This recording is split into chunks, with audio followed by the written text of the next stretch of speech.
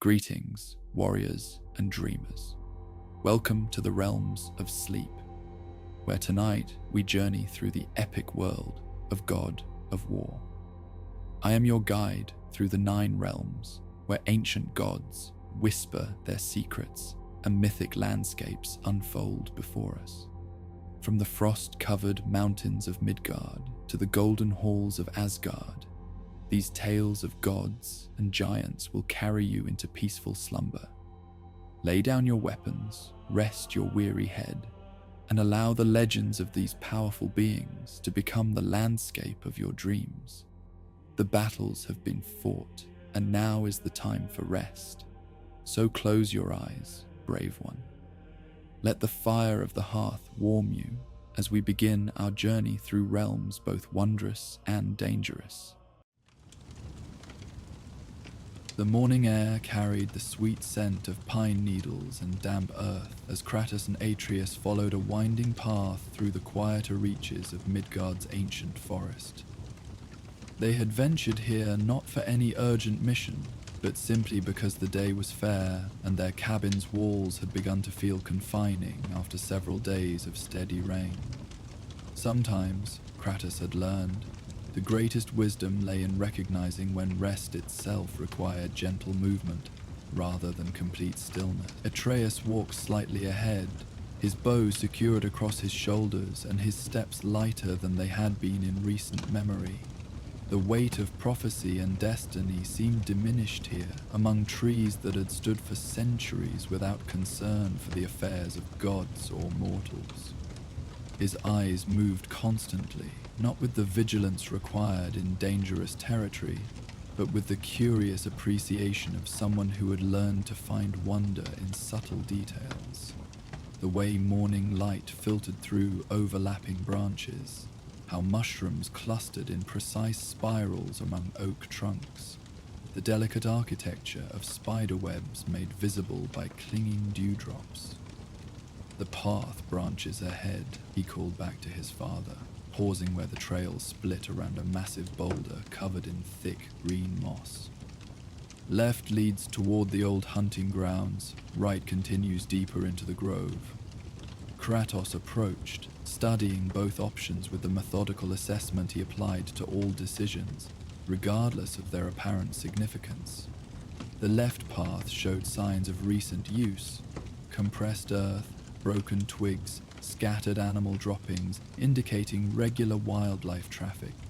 The right path appeared less traveled, its surface carpeted with undisturbed leaves that rustled softly in the gentle breeze moving through the canopy above.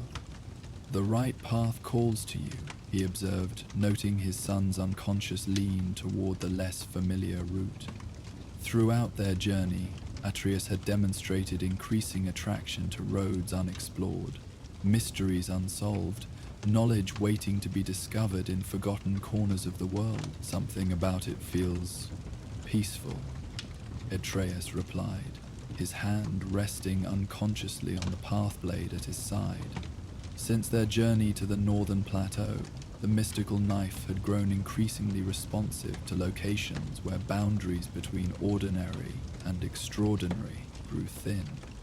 Though it showed no dramatic reaction here, a subtle warmth suggested gentle currents of ancient energy flowing through this particular area.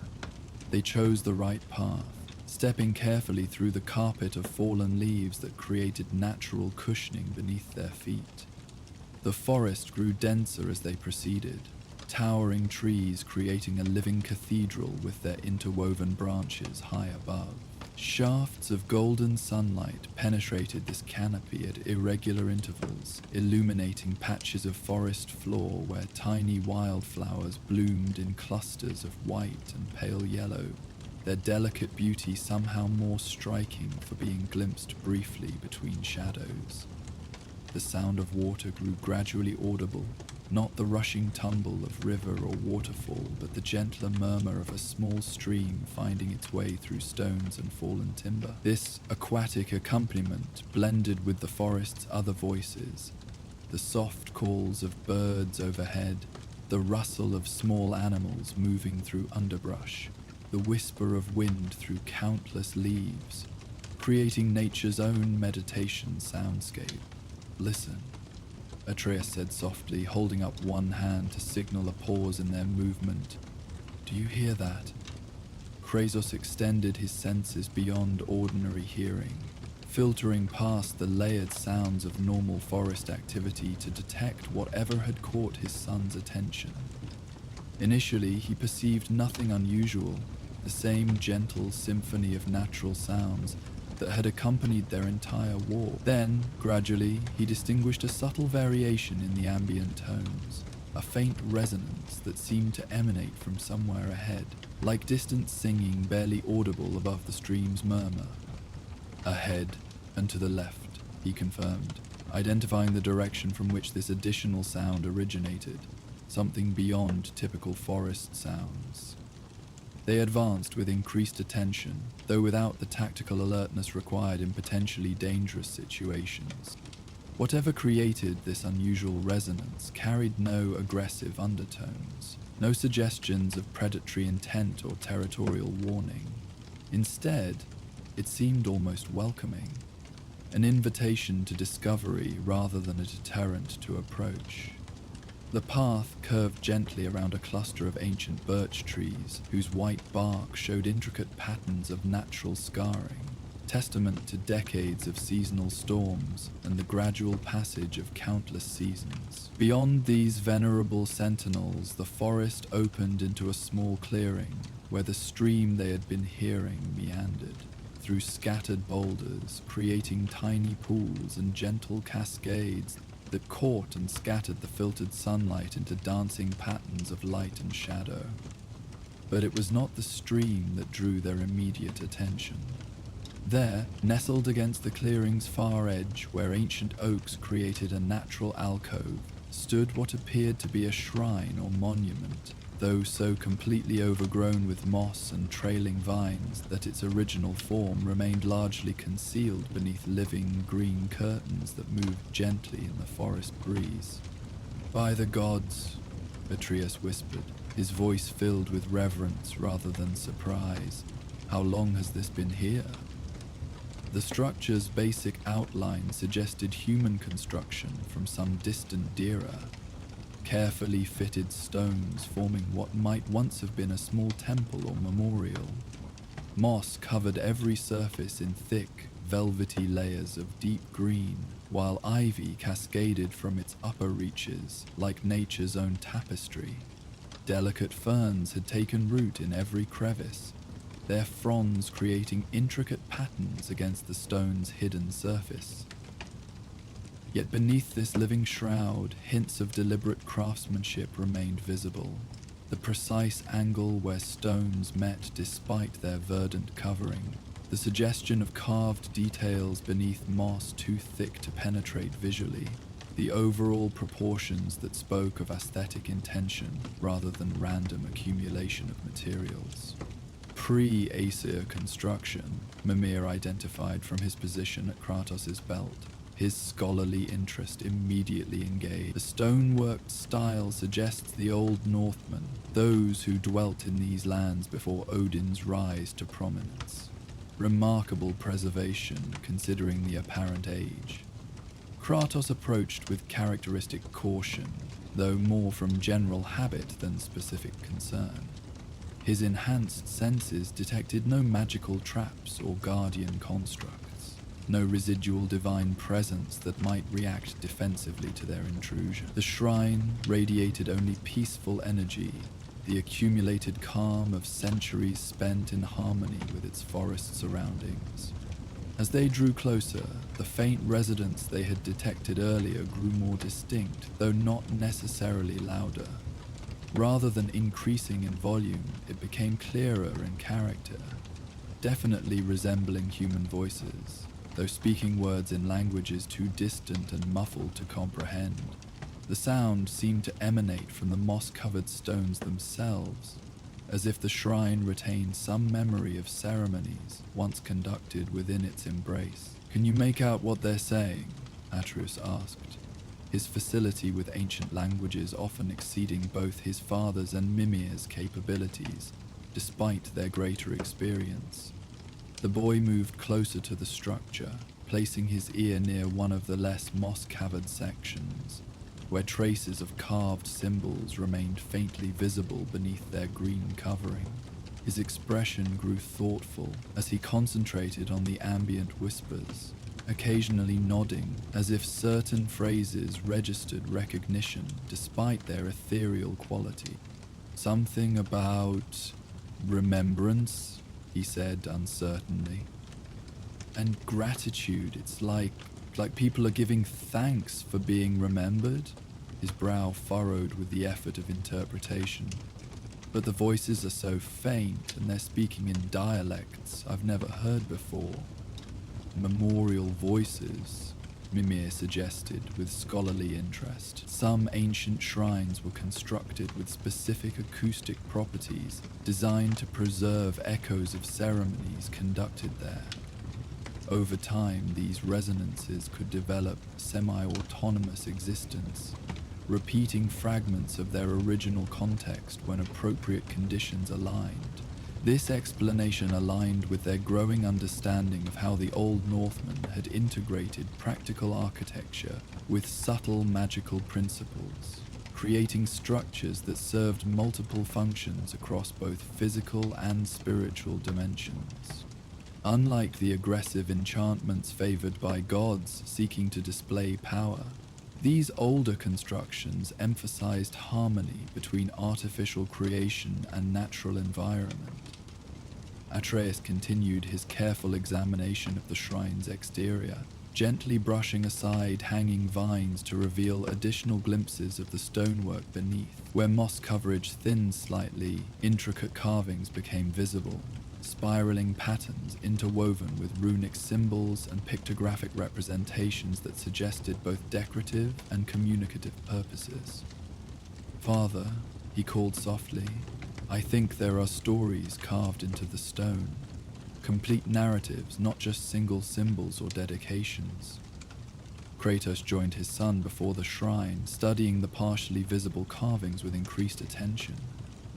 Though his literacy in ancient languages remained limited compared to Atreus' natural facility, he could recognize the complexity of these inscriptions, far more elaborate than simple memorial dedications or ritual instructions. "The craftsmanship is extraordinary," he observed, noting how carved lines flowed smoothly despite being executed in hard stone.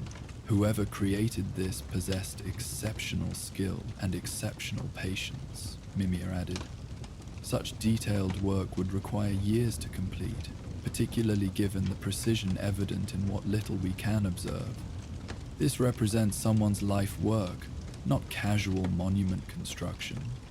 The stream's gentle murmur provided peaceful accompaniment to their examination, while overhead, birds continued their intermittent conversations, without concern for the human intrusion below.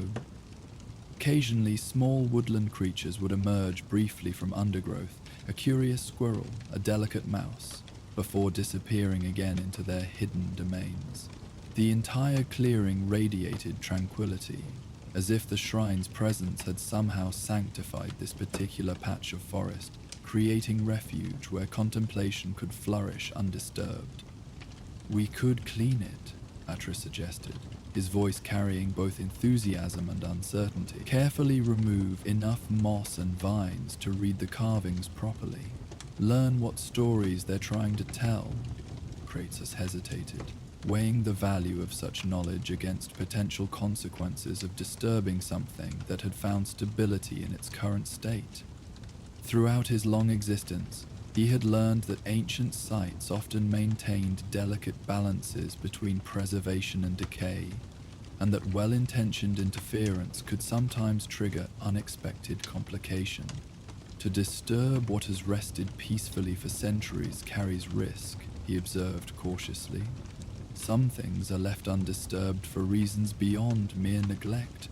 "But what if the stories are important?" Atreus countered, his natural curiosity strengthening his argument.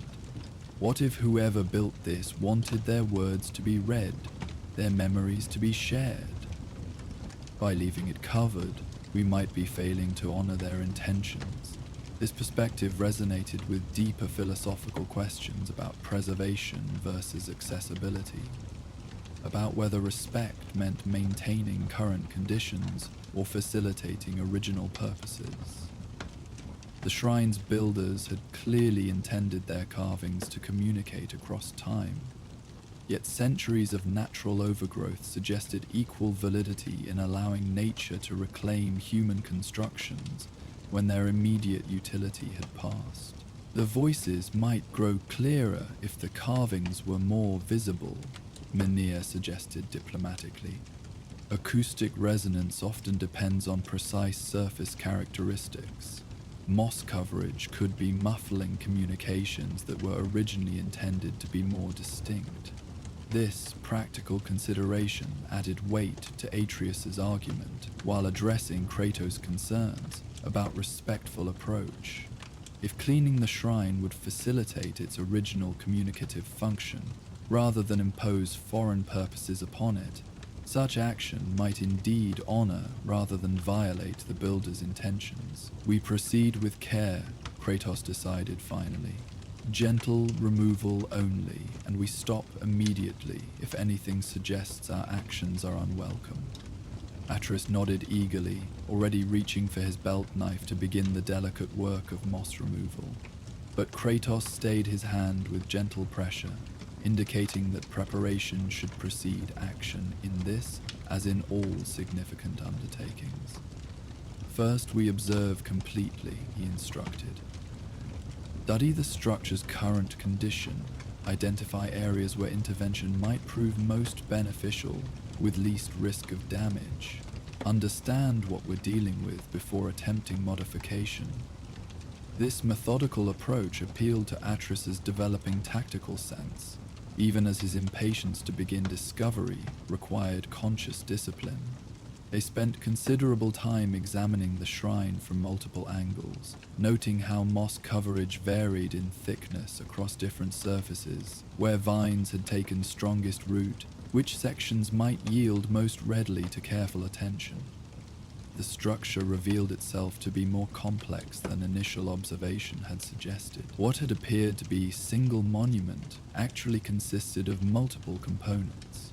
A central altar or platform surrounded by several upright stones, with smaller marker stones creating organized pattern around the main elements.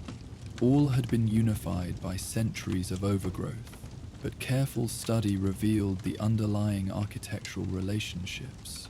3 main narrative panels, Atreus identified after thorough examination, one on each of the primary stones surrounding the central area, plus smaller inscriptions on the marker stones, probably names or dedicatory phrases.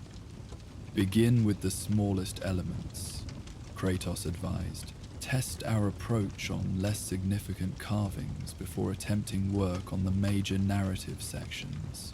They selected one of the peripheral marker stones for initial cleaning, a modest pillar, perhaps waist high, whose moss coverage appeared less dense than the main components. Working together, they began the painstaking process of vegetation removal, Atreus using his knife to carefully separate moss from stone, while Kratos employed his fingers to clear debris from revealed crevices. The work required extraordinary patience, as hasty action might damage both the delicate moss ecosystem and the ancient stone beneath. Each section had to be approached individually, vegetation examined for signs of deep root penetration that might cause stone damage if forcibly removed. In many cases, they opted to work around established moss colonies rather than completely clearing areas where removal might prove destructive. As they worked, the subtle voices emanating from the shrine gradually grew more distinct, not dramatically louder, but clearer in articulation, as if their careful attention was somehow facilitating better communication across the centuries separating them from the original speakers. The gratitude references are becoming clearer, Atreus reported as he worked. They're thanking someone for remembering their names, for keeping their stories alive. He paused in his careful moss removal to listen more intently. It's like they were afraid of being forgotten, and the shrine was built to prevent that. This interpretation aligned with ancient northern traditions regarding memory and legacy, beliefs that held individual existence continued only as long as someone remembered and spoke their names. A shrine designed to preserve such memories would serve as protection against the ultimate death of complete oblivion, maintaining connection between past and present across generational transition. Their first marker stone yielded excellent results after careful cleaning. Beneath the moss, crisp runic inscriptions emerged that had been protected from weathering by their organic covering. The symbols spoke of Eric Bjornsson, who died protecting his village from winter wolves, and asked that his courage be remembered when others face similar darkness. A memorial to local heroes, Mimir observed with satisfaction, commemorating individuals whose actions deserved preservation beyond their natural lifespans. Quite touching, really. Ensuring that heroism in small places received recognition equal to legendary deeds. Encouraged by this success, they moved to a second marker stone, employing the same careful methodology they had developed through initial experience. This stone revealed dedication to Astrid the Healer, whose knowledge saved many during the plague years, and requested that her wisdom guide future generations facing illness and despair.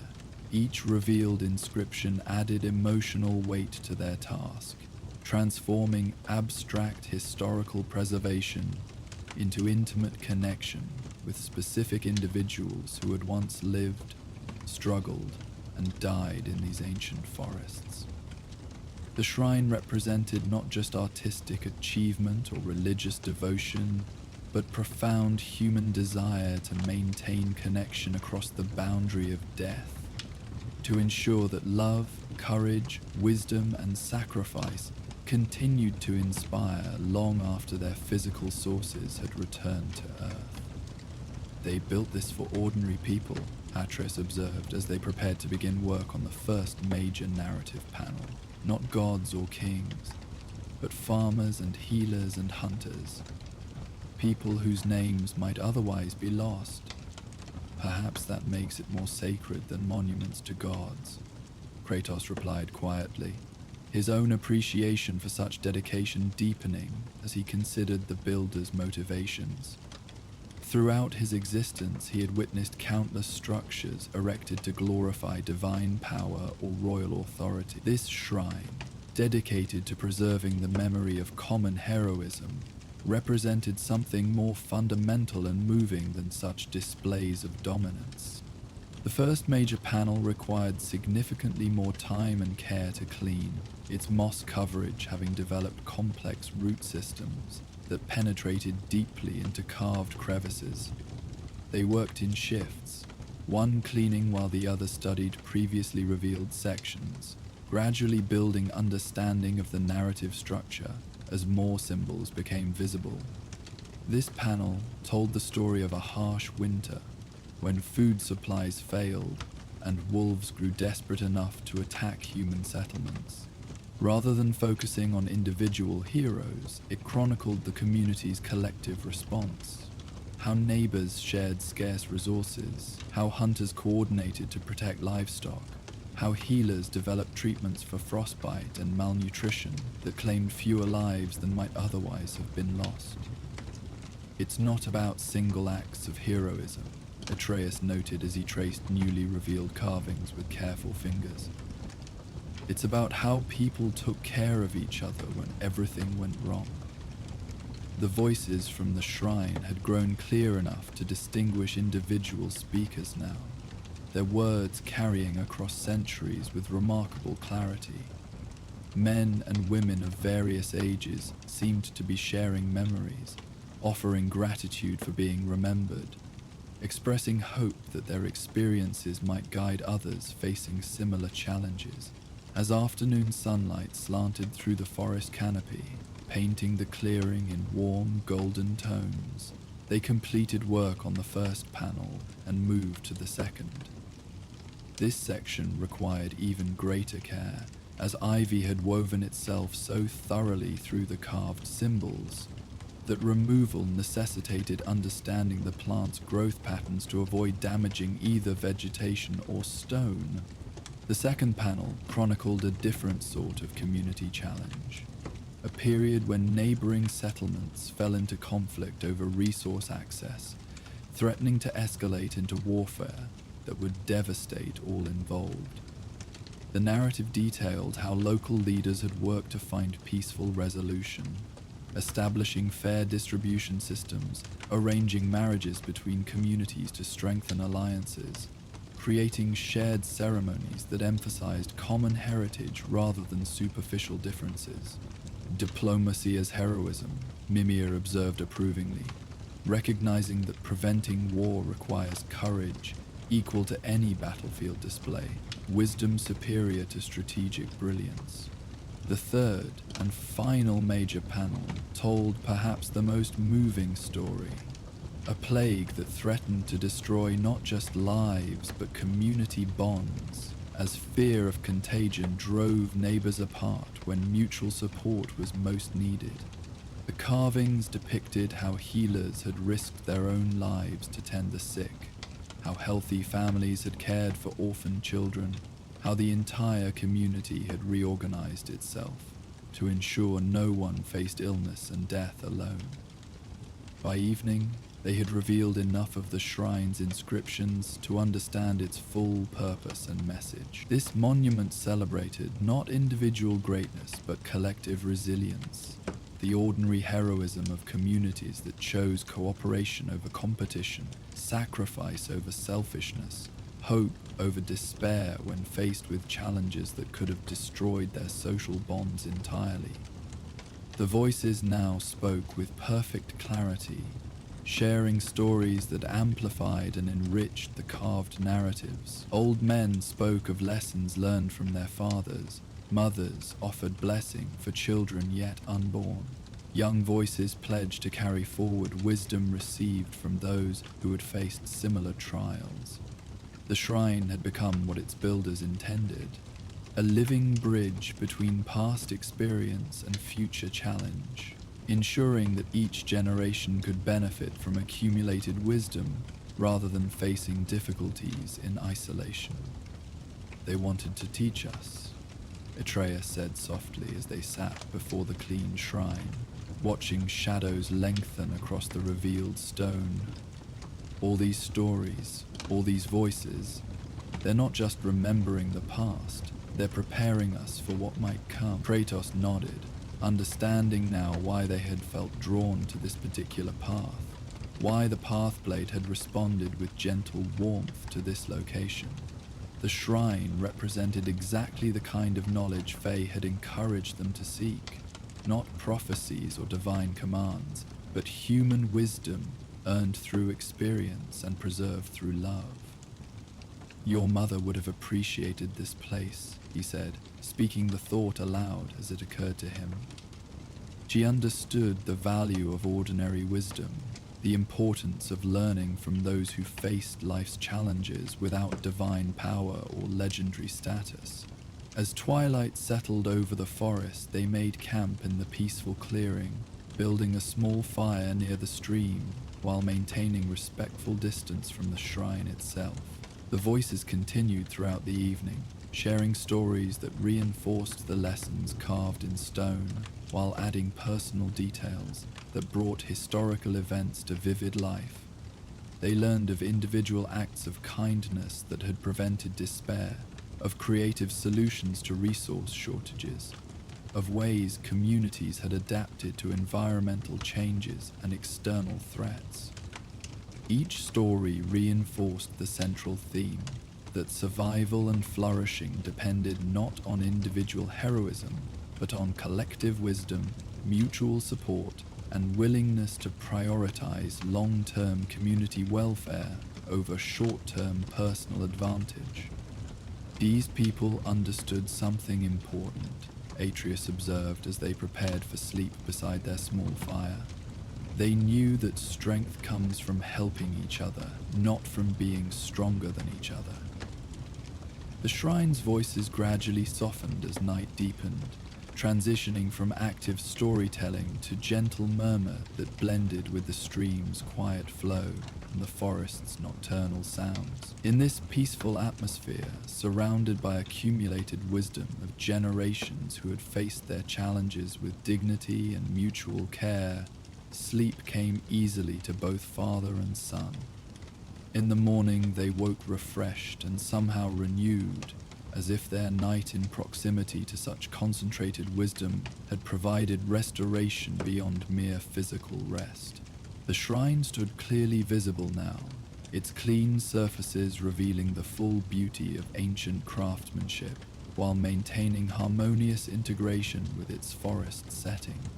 Before departing, they made their own contribution to this monument to memory, carefully gathering fallen branches to create small offering of firewood beside the shrine, symbolic gesture indicating their gratitude for lessons received and their commitment to carrying forward the wisdom they had discovered.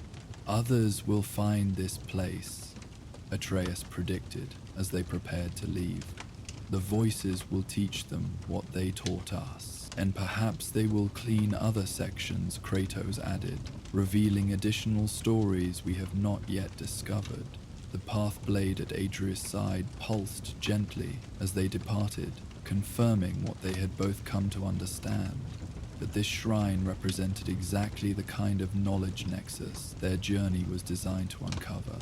Not divine commands or prophetic visions, but accumulated human wisdom waiting to guide those who approached with appropriate reverence and openness to learning.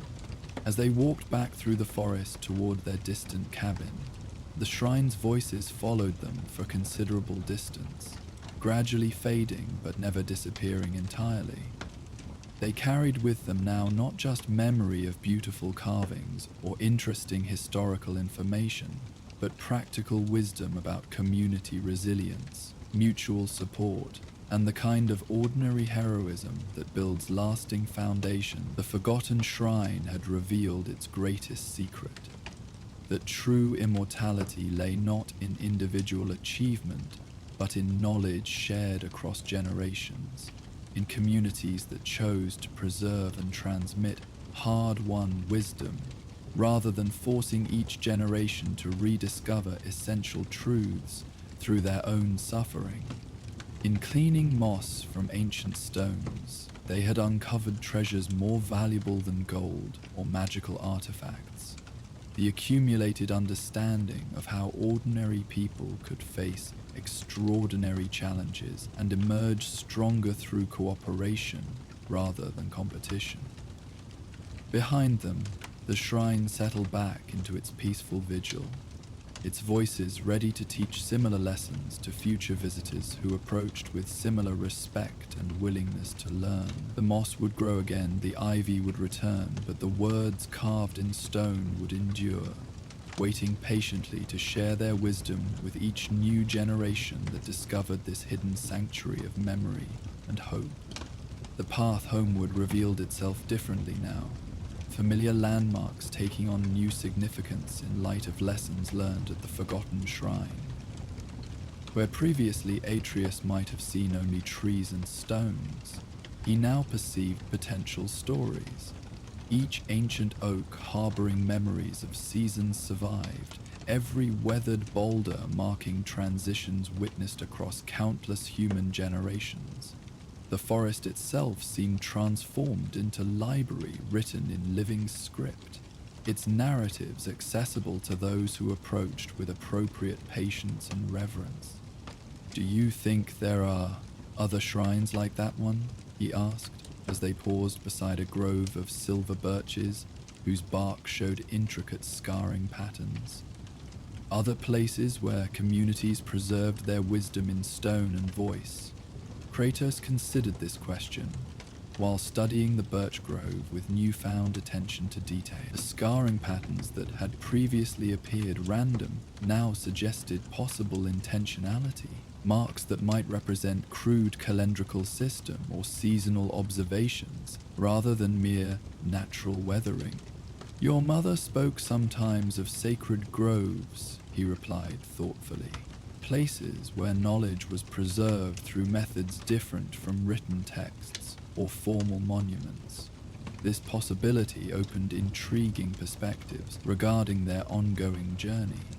Perhaps the markers Faye had left to guide them served not just navigational purpose, but educational function, directing them toward locations where accumulated wisdom awaited discovery by those prepared to recognize and learn from it. The shrine they had just cleaned might represent one element in a larger network of knowledge preservation spanning the ancient northern territories. The voices mentioned others, Atreus recalled, his memory sharpening as he focused on specific fragments from the shrine's ethereal communications.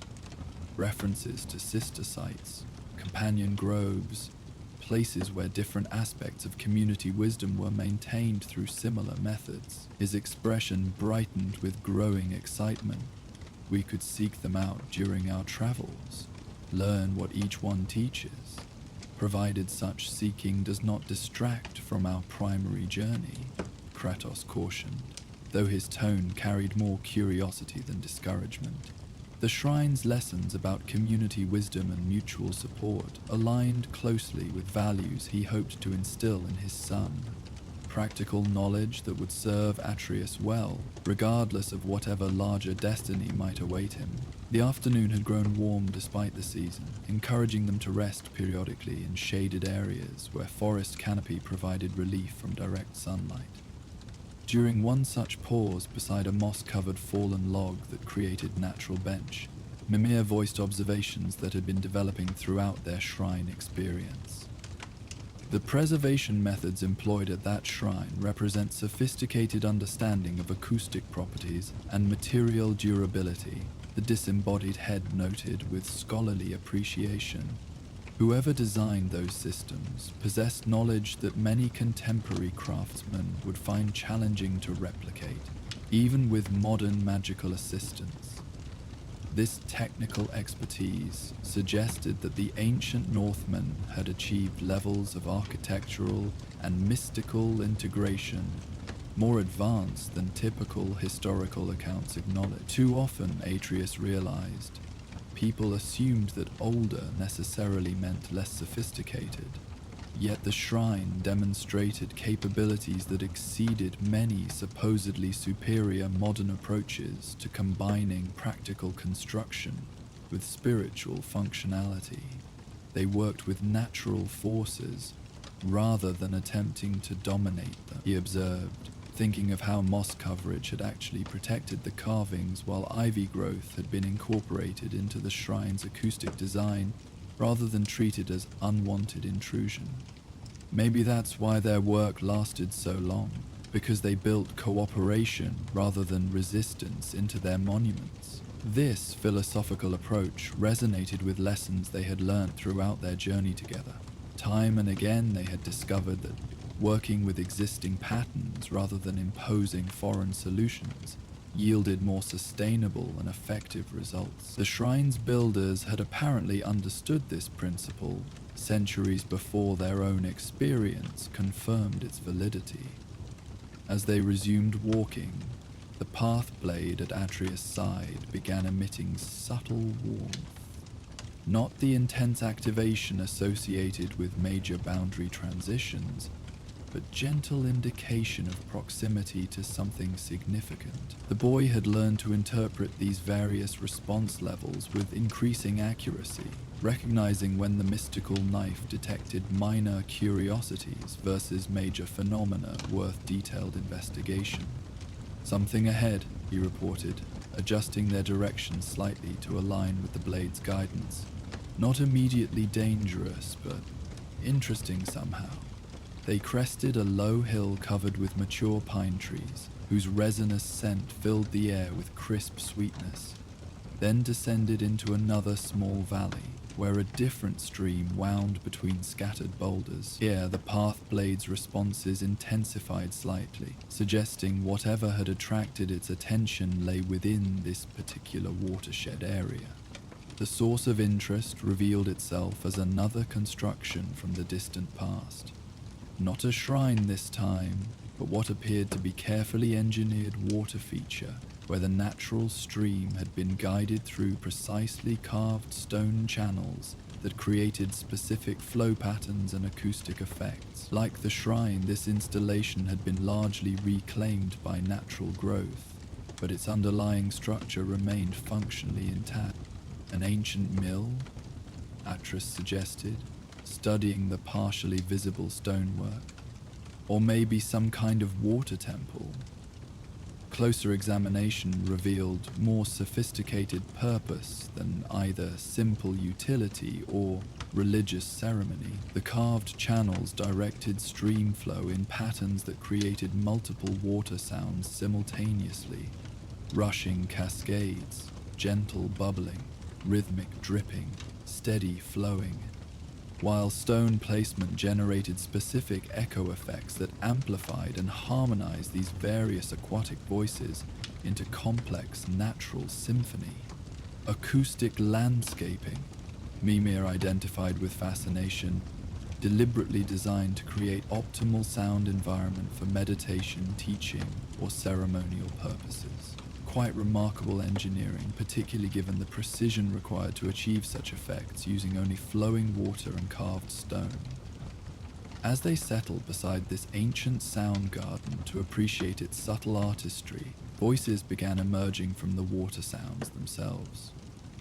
Different from the shrine's direct communications, but equally clear in their educational intent, these voices spoke of patience, of finding harmony within change, of understanding that persistence could overcome obstacles without requiring force or aggression.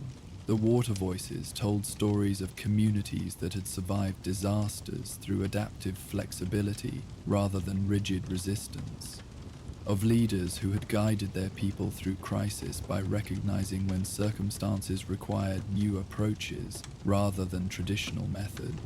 Each narrative emphasized themes of patience, cooperation, and creative problem-solving that complemented the shrine's lessons about mutual support and collective wisdom.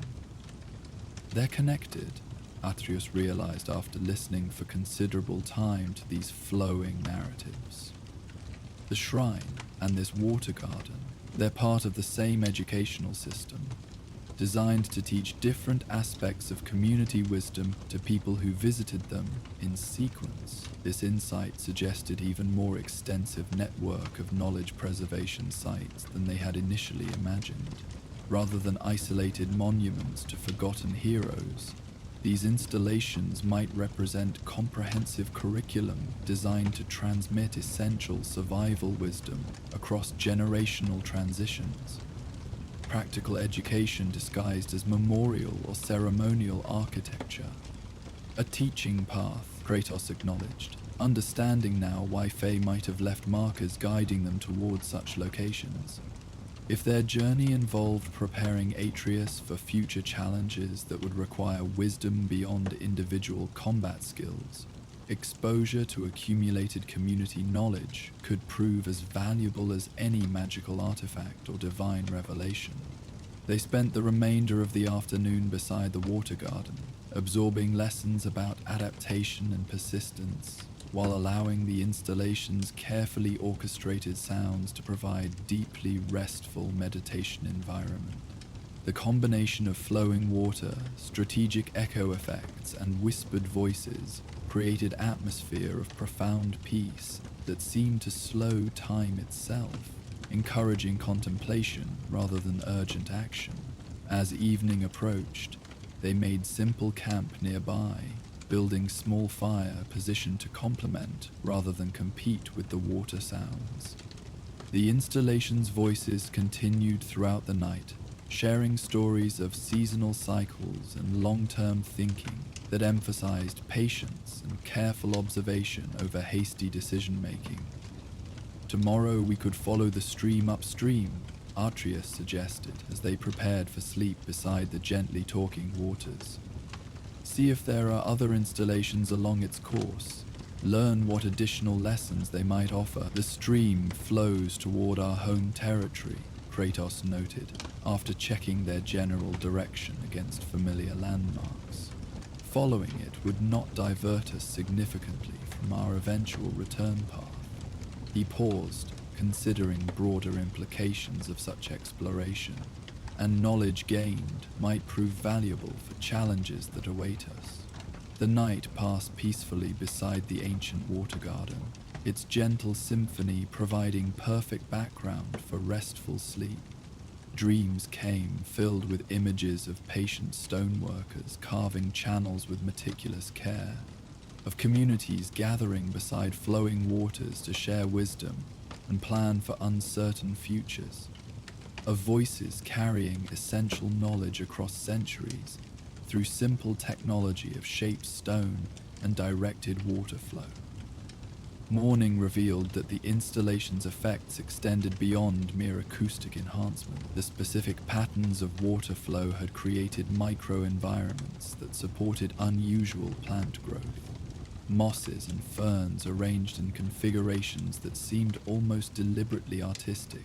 Small flowering plants whose blooming cycles had apparently been influenced by the consistent moisture and air circulation patterns created by the engineered water features. They designed an entire ecosystem, Shinez, Atreo observed with growing appreciation for the ancient builder's comprehensive approach. Not just sound effects, but living garden that would continue developing and changing while maintaining basic harmony with their original intentions. This integration of human intention with natural process represented sophistication that exceeded many supposedly advanced magical systems they had encountered throughout their journey. Rather than imposing foreign patterns upon existing environment, the builders had identified natural tendencies and enhanced them through subtle guidance, creating sustainable beauty that improved rather than competed with surrounding forest ecology. Following the stream upstream as planned, they discovered additional installations at regular intervals, each designed to teach specific aspects of community wisdom while contributing to overall acoustic and ecological harmony of the watershed. A stone circle where stream formed natural pool created conditions for voices teaching conflict resolution and fair judgment. A series of small waterfalls enhanced by carefully placed stones shared stories about courage and leadership during crisis. Natural spring, protected by carved guardian figures, whispered lessons about resource stewardship and intergenerational responsibility. Each installation built upon previous lessons while introducing new concepts, creating comprehensive education in community resilience that would prepare visitors to face various challenges with wisdom accumulated across generations of human experience. The ancient Northmen had constructed not just individual monuments, but entire landscape dedicated to transmitting essential knowledge through methods that engaged multiple senses and encouraged contemplative absorption rather than mere intellectual understanding. "It's a university," Atreus declared as understanding crystallized, built into the natural world, designed to teach everything a community needs to know about surviving and thriving together across generations. The implications of this discovery extended far beyond mere historical interest. If similar networks existed throughout the Northern Territories, they represented repository of practical wisdom that could prove invaluable for communities facing contemporary challenges. The knowledge preserved in stone and water, in carefully designed acoustic effects and integrated ecosystems, might offer guidance for problems that conventional approaches had failed to address effectively. By the time they reached the watershed's source, a natural spring that emerged from deep cave system adorned with the most elaborate carvings they had yet encountered, They understood that their discovery extended beyond individual learning opportunity to potential resource for broader community benefit. The wisdom preserved through these ancient installations could help modern settlements develop greater resilience, more effective cooperation, more sustainable relationships with their natural environments. The spring cave's entrance was guarded by figures carved directly from living rock, their faces worn smooth by centuries of weather, but their essential forms still recognizable as human rather than divine. These guardians held hands across the cave mouth in gesture of welcome rather than warning, their poses suggesting invitation to enter and learn rather than prohibition against intrusion. Inside the cave, natural acoustics amplified even the smallest sounds, creating an environment where whispered words carried clearly throughout the space, while sudden noises were softened and harmonized rather than creating harsh echoes. The spring itself emerged from depths beyond sight, its water clear and cold as it began the journey downstream toward all the installations they had discovered along its course. Here, the most ancient voices spoke directly rather than through symbolic intermediaries. Elders from the distant past sharing their most precious knowledge with any who approached with appropriate reverence and willingness to learn. These voices spoke of cycles within cycles, of understanding that individual human lives existed as brief episodes within much larger patterns that spanned centuries and millennia. "We are not the first to face uncertainty," one ancient voice observed clearly. "Nor will we be the last. What matters is not avoiding challenge, but meeting it with wisdom accumulated by those who walked similar paths before us." Another voice added, "Community survives when each generation learns from previous experience, while adapting those lessons to current circumstances.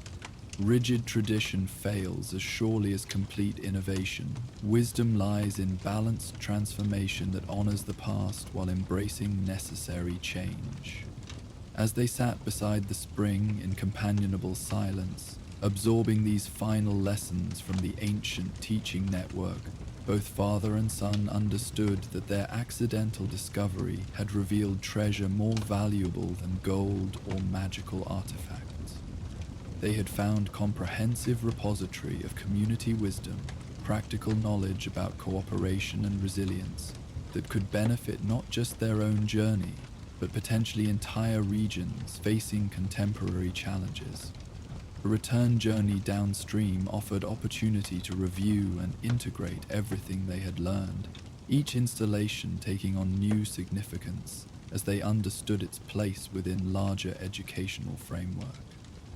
The Water Garden's lessons about patience and adaptation gained deeper meaning when understood as preparation for the Spring Cave's teachings about long-term cycles and balanced change. The shrine's celebration of ordinary heroism resonated more powerfully when seen as foundation for understanding how individual actions contributed to community resilience across generations.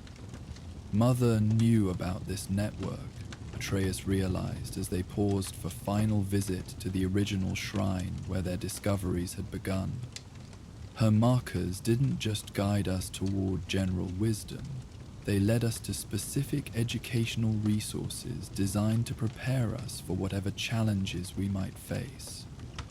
The shrine's voices welcomed them back with familiar warmth, acknowledging their expanded understanding and offering additional insights that built upon knowledge gained from the full watershed curriculum. Now they could hear layers of meaning that had been inaccessible during their first encounter, subtleties that required broader context to comprehend fully.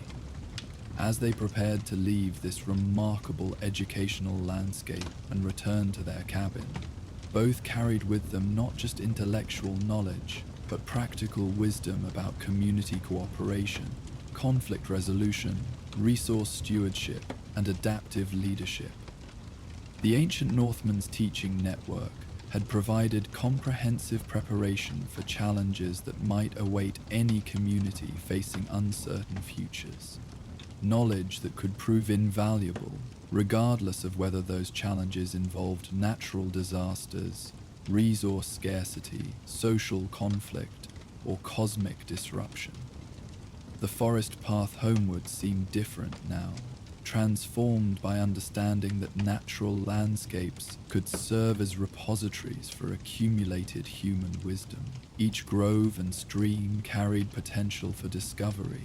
Each ancient site might harbor knowledge preserved across centuries by communities that had faced their own versions of contemporary challenges.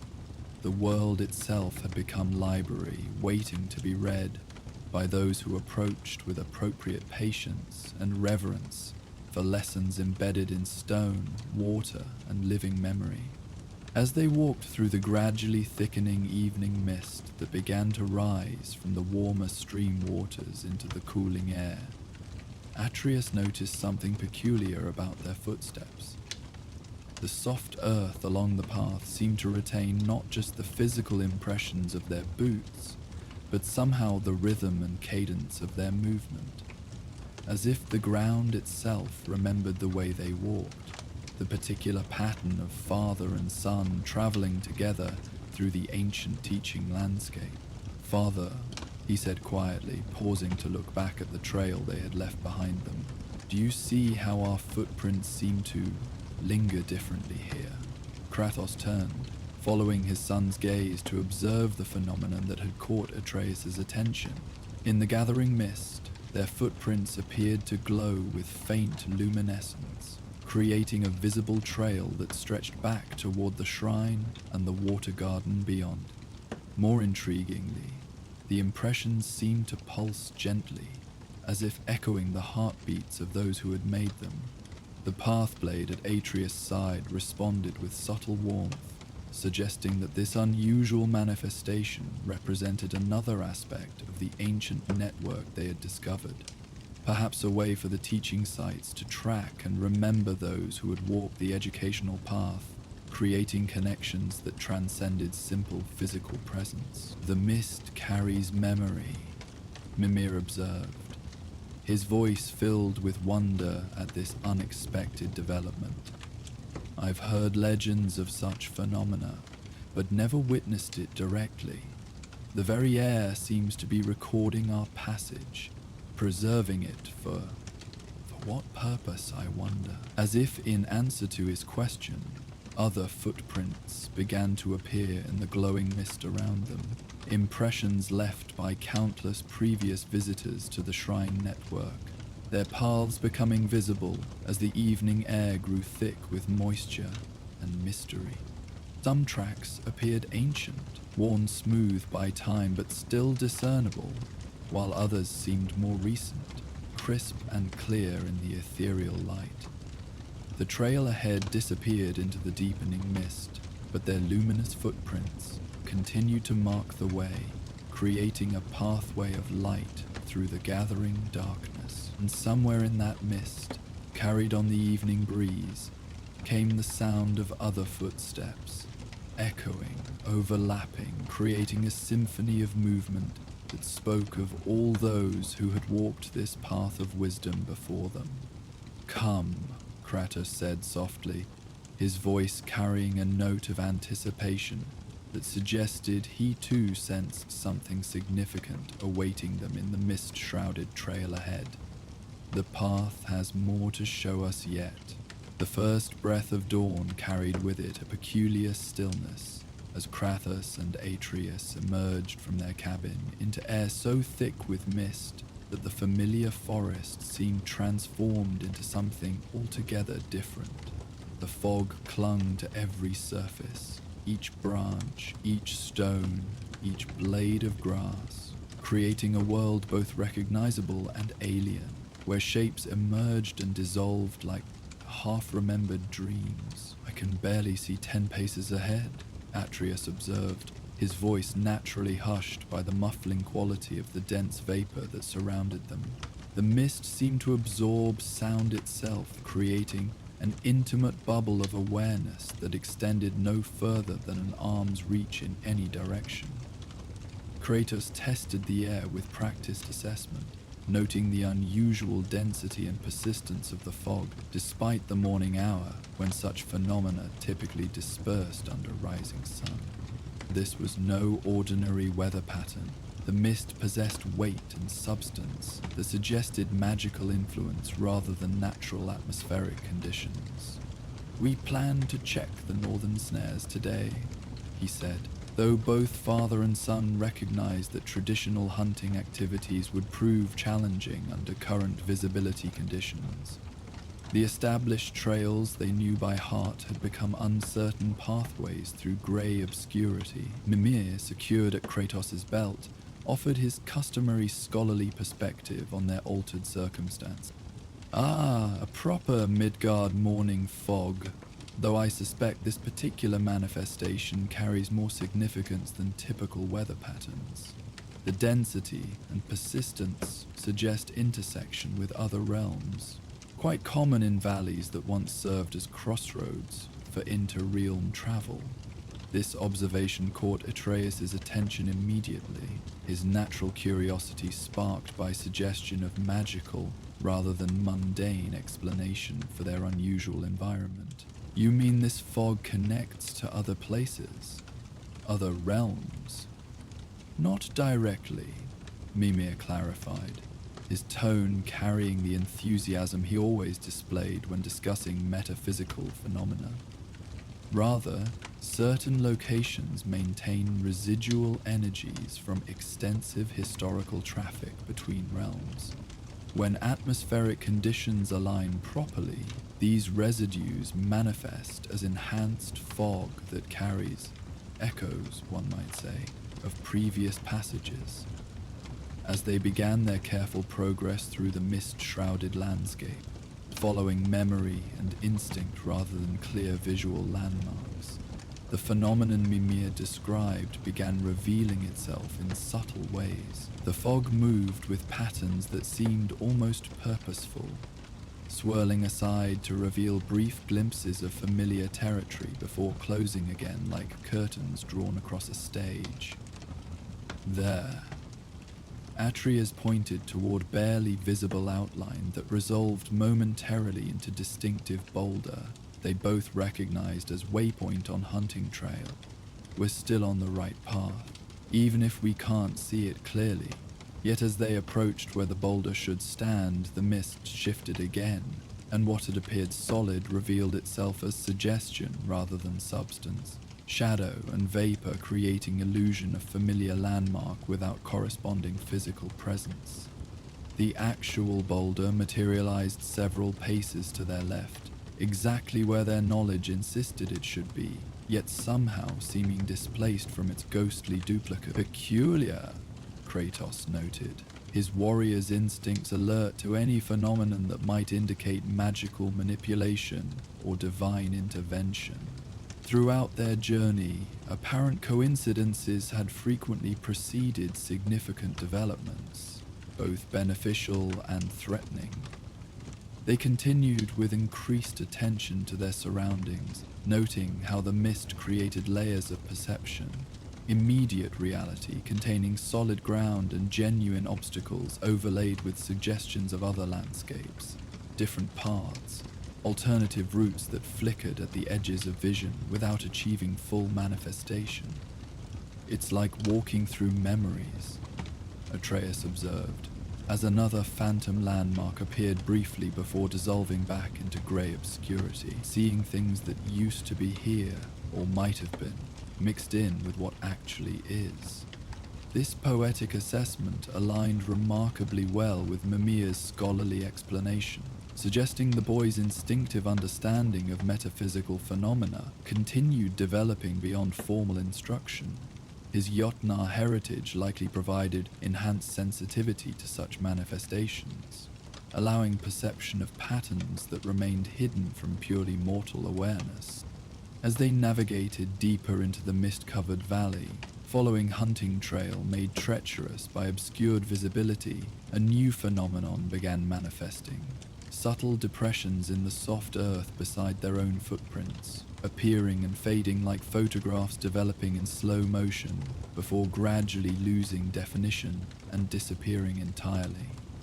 "Father," Atreus whispered, stopping abruptly as particularly clear set of prints materialized alongside his own tracks. "Do you see them? The other footprints?"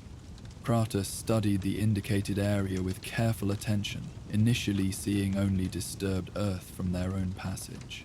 Then, as his eyes adjusted to searching for subtle variations within the uniformly grey environment, he began perceiving what his son had noticed. Faint impressions that matched no boot or paw he recognized, appearing in patterns that suggested travelers walking parallel to their current route.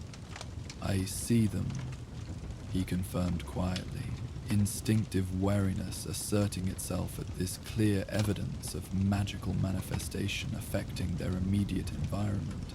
Fresh tracks would indicate recent passage. These appear different. Indeed, the mysterious footprints possessed qualities that defied normal categorization. They appeared freshly made yet somehow ancient, clearly defined yet lacking the crisp edges of recent impression in soft earth. Most peculiarly, they seemed to exist only in peripheral vision, becoming less distinct when observed directly, more obvious when attention shifted elsewhere. "They're not exactly solid," Atreus noted, kneeling carefully beside the clearest set of impressions for closer examination. "More like impressions of impressions, memories of people walking here long ago." Mimir's voice carried excited recognition as he processed these observations. "Phantom prints, extraordinarily rare phenomenon, associated with locations of significant historical passage. When countless travelers follow identical routes over extended periods, their collective passage can leave energetic impressions that manifest under appropriate conditions." The academic explanation provided context without reducing the wonder of witnessing such unusual phenomenon firsthand. As they continued along the trail, more sets of phantom footprints appeared, some matching human proportions, others suggesting different species or perhaps beings from other realms entirely. All moved in roughly the same direction they were traveling, as if following the valley's natural pathway towards some common destination. How many people must have walked here to leave such marks? Atreus wondered aloud, counting at least 6 distinct sets of tracks, visible at any given moment, though the total number fluctuated as prints appeared and faded according to patterns he couldn't predict. "Thousands," Mimir answered with scholarly confidence. "Perhaps tens of thousands over centuries or millennia. This valley likely served as major thoroughfare during periods when inter-realm travel was more common and less restricted than current circumstances permit." The suggestion of such extensive historical traffic transformed their understanding of this familiar territory. What they had considered simple hunting ground now revealed itself as ancient crossroads where beings from across the 9 realms had walked, each leaving subtle trace of their passage that accumulated over time into phenomenon they now witnessed. As morning light struggled to penetrate the dense mist, creating diffuse illumination that seemed to emerge from fog itself rather than any particular source, the phantom footprints grew more numerous and more distinct. Entire processions seemed to be passing alongside them, families with children, merchants with pack animals, warriors in formation, solitary wanderers seeking unknown destinations.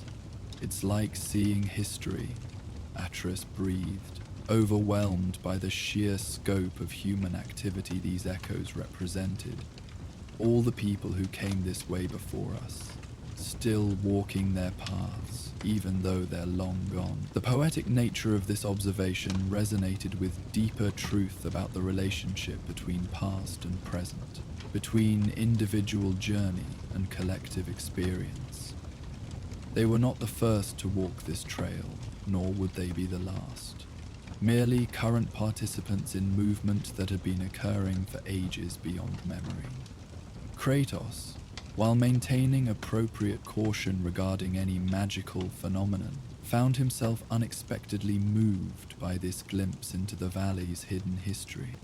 Throughout his own long existence, he had rarely considered the accumulated impact of countless individual journeys, the way personal choices and movements contributed to patterns visible only from broader perspective. They all had destinations, he observed quietly, studying the determined pattern of the phantom prints as they maintained consistent direction despite occasional obstacles or difficult terrain, purposes that drove them forward through uncertainty.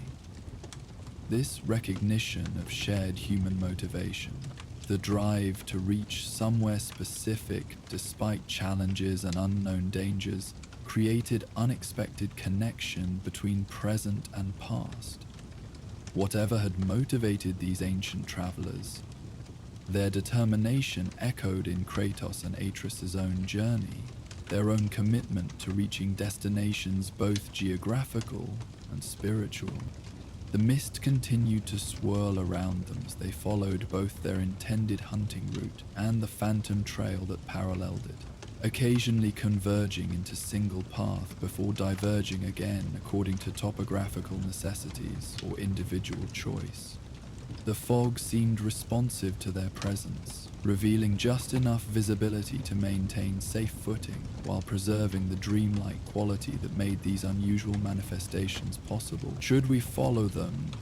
Atreus asked, as particularly clear set of prints led slightly away from their planned route, towards section of valley they had not previously explored. "See where they lead?" Kratos considered this suggestion with characteristic thoroughness, weighing potential benefits against unknown risks. Following phantom tracks into unfamiliar territory through visibility-limiting conditions presented obvious tactical disadvantages, yet the educational opportunity and possible insights into the valley's history offered compelling counter-arguments. The hunting can wait, he decided, recognizing that such phenomena rarely presented themselves for convenient observation. But we maintain caution. These prints show us the past, not necessarily safe passage in the present. With this qualified approval, they adjusted their course to follow the most distinct set of phantom footprints as they led away from familiar hunting trail towards section of the valley where ancient glacial activity had created more dramatic topography, rocky outcroppings and small canyons that remained largely unexplored despite their proximity to the cabin.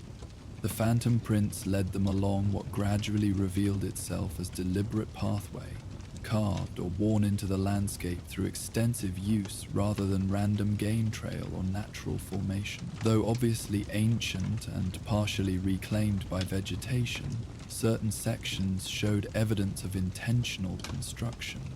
Stone steps cut into steep grades, drainage channels directing water away from the walking surface, even occasional way markers that had survived centuries of weather and neglect. "This was a proper road once," Mimir observed with professional interest as they negotiated carefully constructed switchback, ascending toward higher ground, built to accommodate regular traffic including pack animals and possibly wheeled transport. Quite sophisticated engineering for its apparent age. The implications of discovering major constructed routes so close to their dwelling raised questions about the area's historical significance they had not previously considered.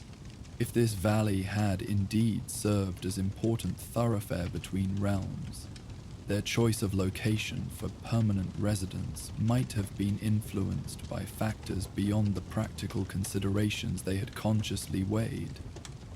"Mother knew," Atreus said with sudden certainty, understanding crystallizing. As he connected their current discovery with Faye's consistent demonstration of deeper knowledge regarding their chosen territory, "She brought us here specifically because of what this place used to be." The observation aligned perfectly with their growing recognition of Faye's extensive preparation and foresight. Rather than simply seeking isolated location for safety and privacy, she had selected position along historically significant travel route, perhaps anticipating that such location might eventually prove relevant to their continuing journey. As they climbed higher along the ancient pathway, the mist began displaying new properties that seemed related to elevation change. Rather than thinning as might be expected at increased altitude, the fog grew more complex, developing layers and currents that created constantly shifting patterns of visibility and concealment. Within these more dynamic mist formations, the phantom footprints multiplied dramatically. What had been a handful of individual tracks at valley level expanded into suggestion of major traffic. Caravans, military formations, refugee processions, ceremonial gatherings. The ancient road had clearly served multiple purposes across extended historical period, accommodating various types of travel for diverse reasons. So many, Adrian whispered, awestruck by the sheer volume of phantom activity now visible around them. They're all heading the same direction we are, up toward whatever lies ahead. The phantom travelers seemed drawn by a common destination that remained hidden in mist-shrouded terrain ahead, their determination evident in consistent movement despite varying group sizes and apparent purposes. Whatever had motivated such extensive traffic to this elevated location, its significance had persisted across centuries of use. At the next switchback, they encountered their first clear evidence of the road's ultimate destination. A partially collapsed stone archway that had once marked formal entrance to some larger complex. Though weathered and damaged by time, the remaining structure showed craftsmanship of remarkable quality, with carved details that suggested both practical function and ceremonial significance. An entrance, Kratos observed, studying the architectural details with warrior's eye for defensive considerations, built to control access while displaying wealth or importance of whatever lay beyond.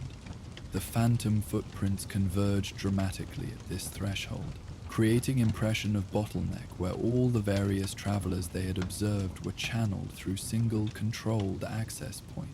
Yet rather than continuing beyond the archway, most of the phantom tracks seemed to end here. As if the ancient gate marked not just physical boundary but temporal one as well. Through the mist-shrouded opening they could perceive hints of larger structures beyond, foundations and fallen walls, suggesting extensive complex that had once occupied the elevated terrain. The fog moved differently here, with currents that seemed almost purposeful, revealing glimpses of ruined architecture before concealing them again in grey obscurity. "Shall we continue?" Atreus asked, though his tone carried hint of uncertainty that had not been present during their ascent. Something about this threshold felt significant, beyond mere exploration, as if crossing it might trigger consequences extending beyond simple geographical movement. Kratos studied their surroundings with heightened vigilance, noting how the mist patterns suggested the ruins ahead might be more extensive than initial glimpses indicated. Ancient complexes often contained both treasures and dangers, particularly those that had attracted such extensive historical traffic as the phantom print suggested. We proceed carefully, he decided, recognizing that turning back now would leave too many questions unanswered. Stay close and alert. Ancient sites rarely remain unguarded, even in ruins. They passed through the stone archway with appropriate reverence, both sensing they crossed threshold into space that had held particular significance for countless previous visitors. The phantom footprints continued beyond the gate, but with different character. Less directed movement and more exploratory wandering, as if travelers had reached their destination and were now investigating what they found there.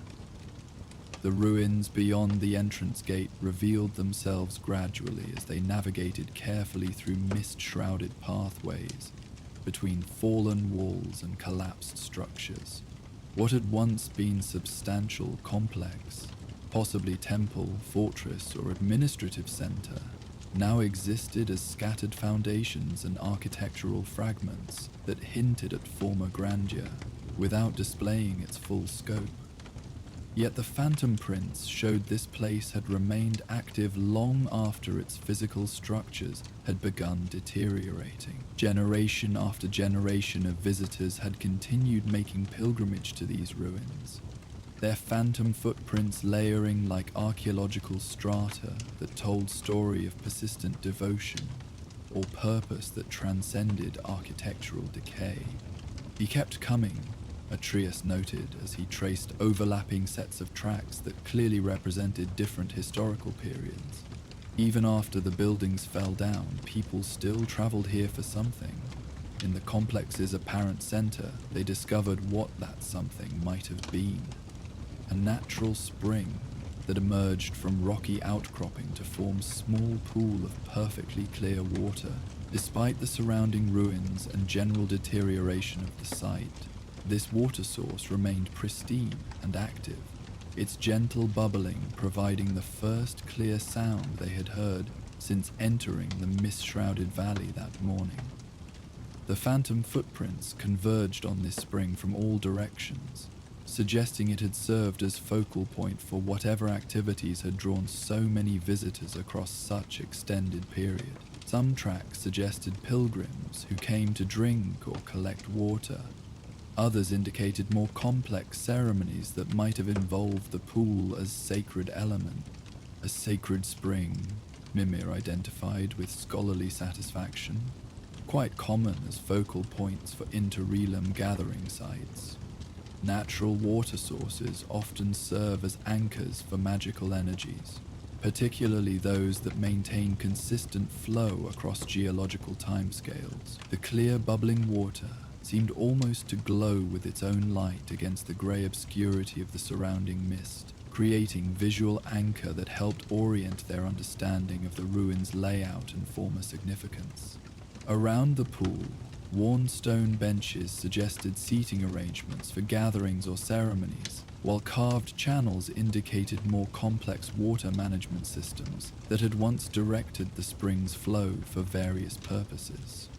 As they approached the pool's edge, the phantom footprints around them began displaying new behavior. Rather than simple walking patterns, they now showed evidence of more complex activities.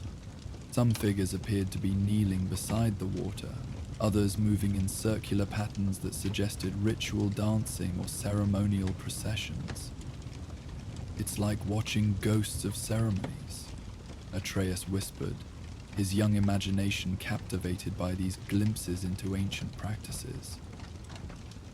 All the people who came here to celebrate or pray or whatever they did with sacred springs. The observation carried more accuracy than perhaps he realized. While not literal ghosts in conventional sense, these phantom manifestations did preserve essential patterns of human activity that had been significant enough to leave lasting energetic impressions. In that regard, they were indeed witnessing echoes of countless ancient ceremonies. Kratos, while maintaining appropriate caution about the site's potential dangers, found himself studying the phantom activities with genuine interest.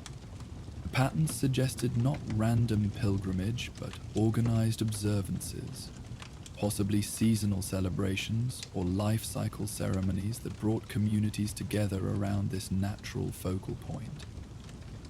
They found meaning here, he observed quietly, recognizing something in the determined phantom movements that resonated with his own understanding of ritual and purpose. Across centuries they came seeking something this place provided. The spring continued its gentle bubbling, indifferent to phantom ceremonies or living observers alike, maintaining constant rhythm that might have provided soundtrack for countless ancient gatherings.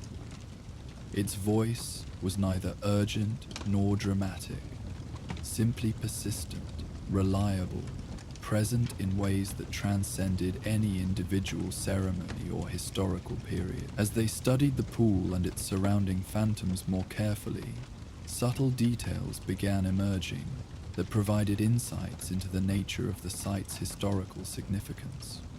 Worn carvings around the pool's stone border depicted familiar motifs: spirals suggesting cosmic cycles, tree symbols resembling Yggdrasil, animal figures that matched various realm mythologies. The symbols suggest this was neutral ground, Mimir observed, his scholarly expertise particularly valuable for interpreting such iconographic evidence, a place where beings from different realms could gather safely, perhaps for trade, diplomacy, or shared observances. Quite remarkable for such arrangements to persist across historical periods, typically marked by interreal conflict. This interpretation aligned with their observation of diverse phantom footprints, not just human travelers, but suggestions of other species, other realms' inhabitants, who had somehow found common ground at this elevated sanctuary, despite broader political or territorial disputes that might have divided them elsewhere. The mist continued swirling around the ruins, but with less concealing density near the sacred spring, as if the water's presence created zones of enhanced clarity that extended both physically and metaphysically. In this clearer area, more details of the ruins became visible, including evidence of careful maintenance that had continued long after original construction. Someone kept this place functioning, Beatrice noted, pointing to relatively recent stone repairs and cleared pathways that suggested ongoing stewardship rather than simple abandonment. Even when the buildings were falling down, someone was still taking care of the spring. The phantom footprints confirmed this observation, showing that visitor traffic had never completely ceased, despite the complex's architectural deterioration. Maintenance activities appeared as additional phantom patterns, figures carrying tools, moving stones, clearing vegetation, overlaying the more numerous ceremonial and pilgrimage tracks. As they completed their circuit around the sacred pool, both father and son found themselves changed by witnessing this glimpse into the valley's hidden history. What had begun as routine hunting expedition through unusual weather had revealed profound connections between their chosen territory and broader patterns of inter-realm activity that extended far beyond their previous understanding. "We should return before the mist lifts completely," Kratos suggested, noting subtle changes in light quality that indicated the day's progression despite their inability to see the sun directly. "And consider what we have learned here." Atreus nodded agreement, though his expression showed reluctance to leave this extraordinary site before fully exploring all its mysteries. The spring, the ruins, the phantom ceremonies, all suggested depths of historical significance that could occupy scholars for months of detailed investigation. As they retraced their steps toward the stone archway that marked the complex's entrance, the phantom footprints seemed to accompany them in reverse, as if the ancient travelers were departing alongside them, their purposes fulfilled for another cycle. The impression created sense of completion, of participation in patterns that transcended individual visit or discovery. "They saying goodbye," Atreus observed as the phantom tracks gradually faded with increasing distance from the sacred spring. Like they were waiting for someone to witness what they did here, and now they can rest. This poetic interpretation, while not necessarily literal truth, captured something essential about their experience, the sense that their discovery had been meaningful not just for their own understanding, but for the historical energies that had created these manifestations. By witnessing and acknowledging the ancient patterns, they had perhaps provided closure or recognition that had been awaiting appropriate observers. Their descent along the ancient road proceeded more quickly than their ascent, familiarity with the route combining with gravity's assistance to ease their navigation despite continued mist. The phantom footprints that had guided them upward were less distinct during descent, as if their primary function had been fulfilled once the spring and ruins had been discovered and properly acknowledged. By the time they reached the valley floor where their morning's journey had begun, the mist was showing signs of gradual dispersal, not the sudden clearing that typically accompanied sunrise, but slow transformation that suggested the magical conditions supporting the phantom manifestations were naturally concluding their cycle. "Will we see them again?" Atreri asked as the last visible phantom footprints faded completely, leaving only ordinary forest floor marked by their own tracks. "The phantom travelers." "Perhaps," Mimir answered thoughtfully, "when conditions align properly and you possess appropriate sensitivity to perceive them. Such phenomena follow natural cycles that may coincide with seasonal changes, astronomical events, or other cosmic alignments that create temporary windows for enhanced manifestation." The prospect of future encounters with these historical echoes added another layer of significance to their territory's ongoing revelation of hidden depths. What had appeared to be simple wilderness refuge continued displaying connections to broader patterns of activity that extended their understanding of both geography and heritage. As they approached their cabin, the mist finally began genuine dispersal, morning sunlight penetrating increasingly thin vapor to restore normal visibility to their familiar surroundings. Yet the experience of walking among phantom travelers, of discovering the sacred spring and ruins, had created permanent change in their perception of this landscape they called home.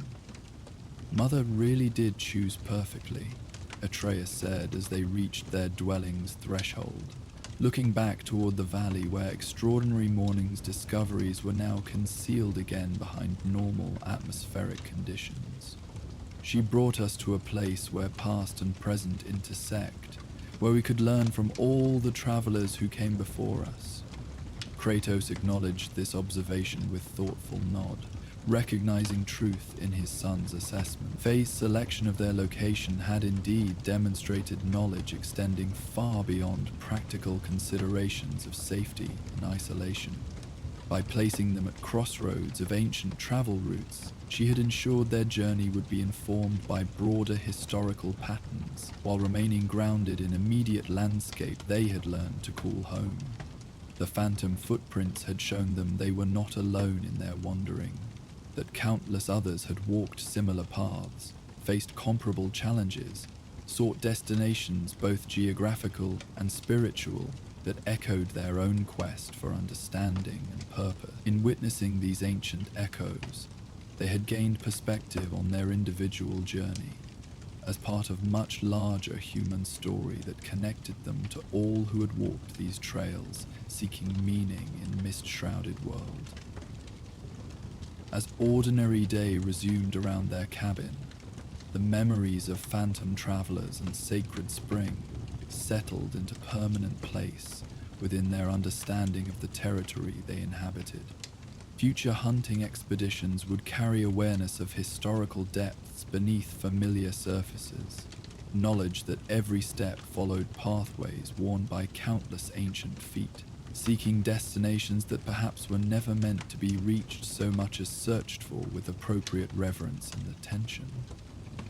Inside their cabin, as they prepared the morning meal that had been delayed by their extraordinary discovery, the conversation naturally turned to the implications of what they had witnessed. The phantom footprints and sacred spring represented more than historical curiosity. They suggested their chosen home occupied position of continuing significance that might yet play role in their ongoing journey. The spring felt aware, Atreus observed as he arranged kindling for their cooking fire, his movements automatic while his mind remained occupied with processing the morning's revelations.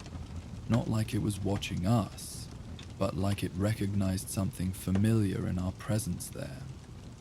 Kratos considered this assessment while examining their provisions, noting which supplies would need replenishment after several days of hunting had been postponed by weather and unexpected exploration.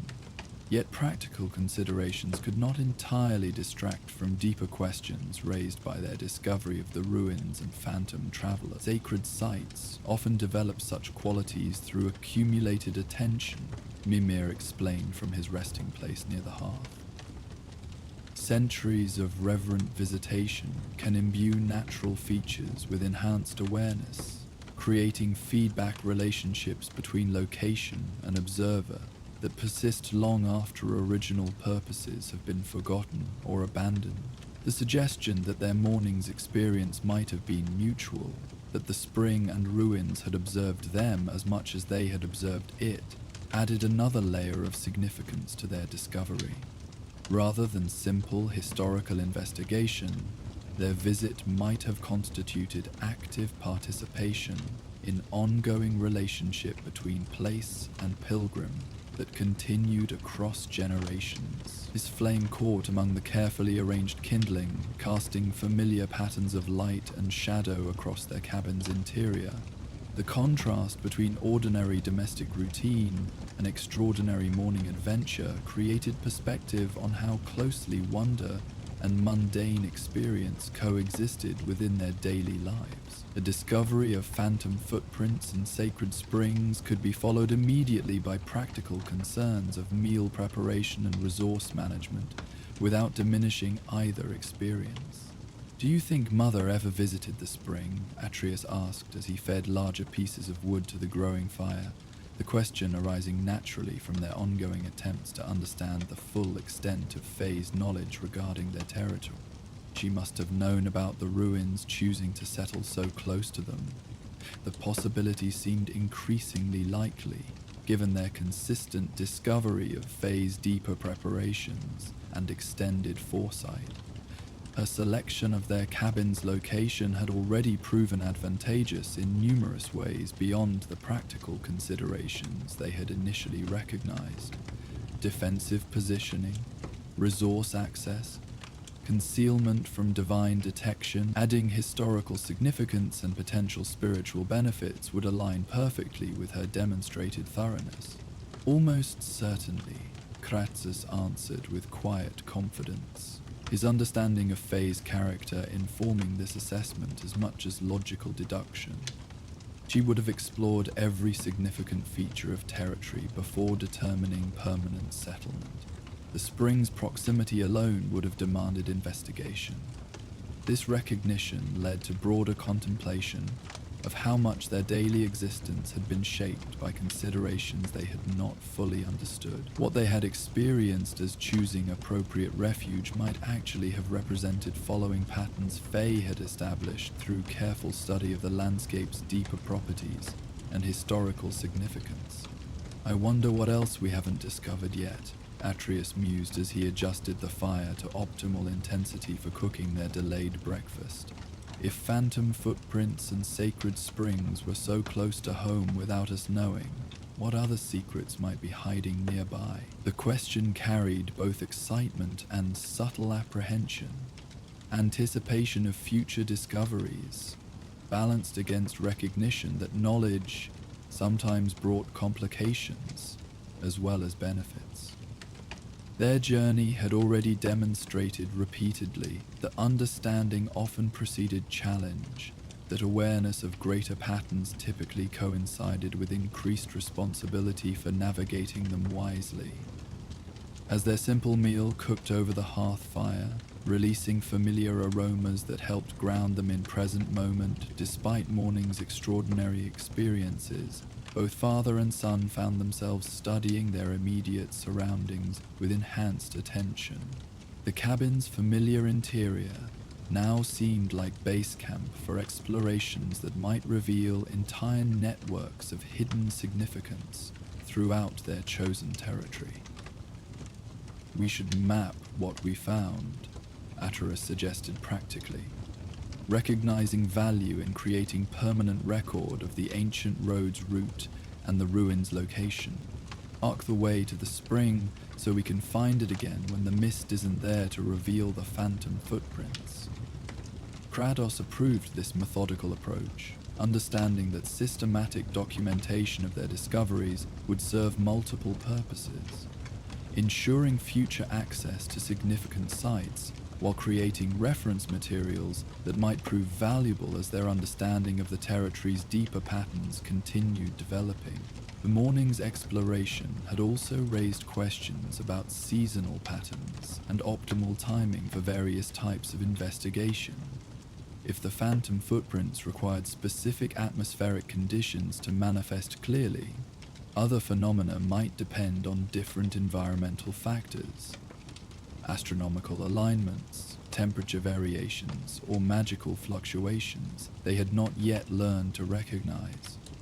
Mira, do you know of other conditions that might reveal hidden aspects of places like this? Adrius asked as they shared their simple breakfast, practical curiosity driving his inquiry toward educational opportunity. Besides mist and fog, what else might show us things normally hidden? The disembodied head brightened with scholarly enthusiasm at this request for theoretical knowledge that aligned perfectly with his areas of expertise. Oh, numerous possibilities. Storm conditions often enhance magical manifestations, particularly electrical phenomena that can reveal energy patterns invisible under normal circumstances. Seasonal transitions frequently trigger dormant enchantments, or protective measures that respond to specific timing cues. This catalogue of potential investigation opportunities suggested their territory contained layers of significance they had barely begun to explore. Each seasonal change, each unusual weather pattern, each astronomical event might offer windows into different aspects of the landscape's hidden properties and historical connections.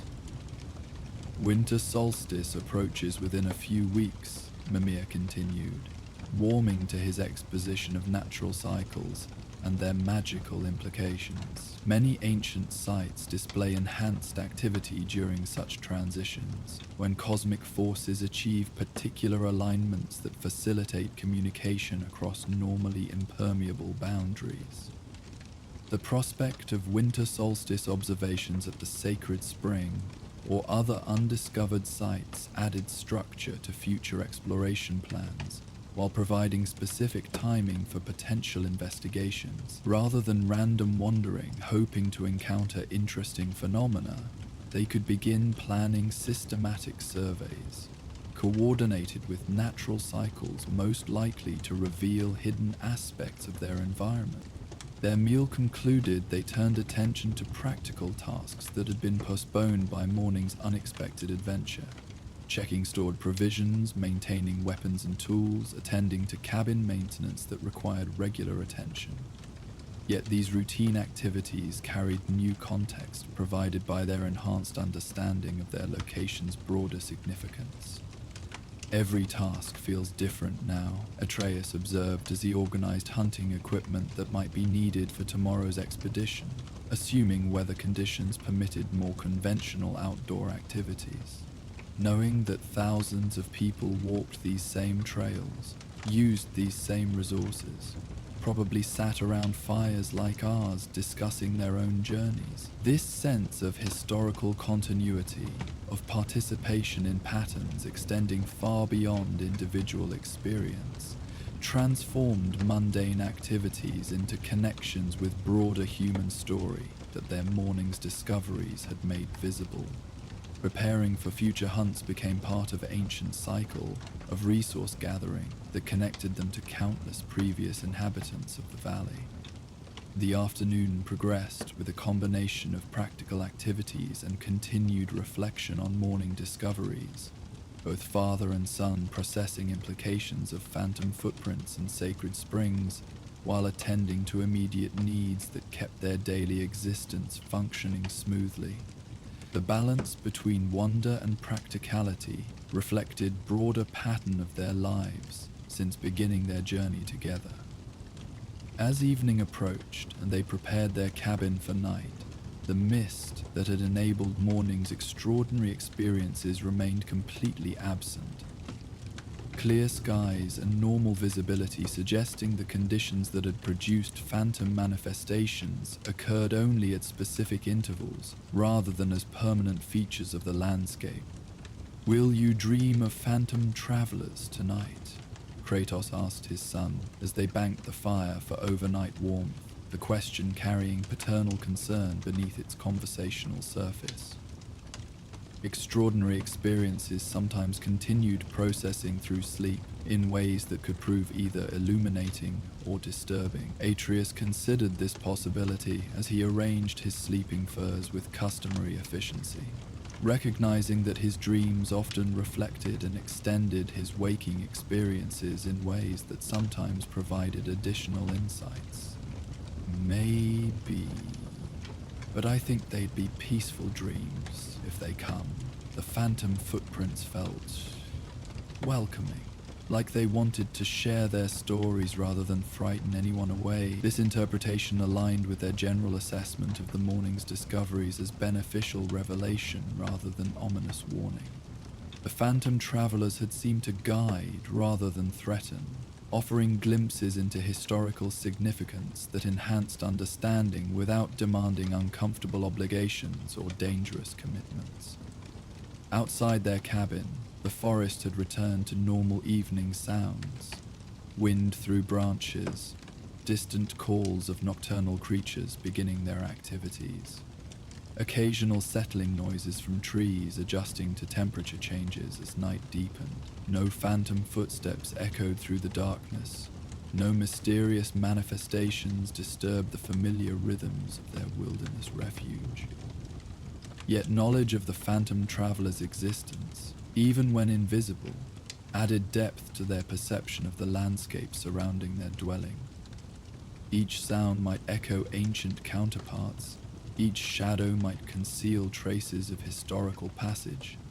Each trail might connect to pathways worn by countless feet across centuries of purposeful travel. "The spring will still be there tomorrow," Atreus said quietly, as sleep began claiming him, the observation carrying comfort derived from recognition of continuity that transcended individual observation. "Bubbling away like it has for who knows how long, waiting for the next visitors who need whatever it offers." This understanding of persistence, that significant places maintained their essential qualities regardless of whether current inhabitants recognized their importance, provided reassuring perspective on their own relationship with the territory they called home. They were temporary stewards of location, whose significance extended far beyond their individual residence, inheritors of landscape that had been meaningful to others and would likely remain so long after their own journey had concluded. Kratos settled into his own rest with warrior's practiced efficiency, yet his final conscious thoughts remained occupied with morning's discoveries and their implications for understanding both past and future.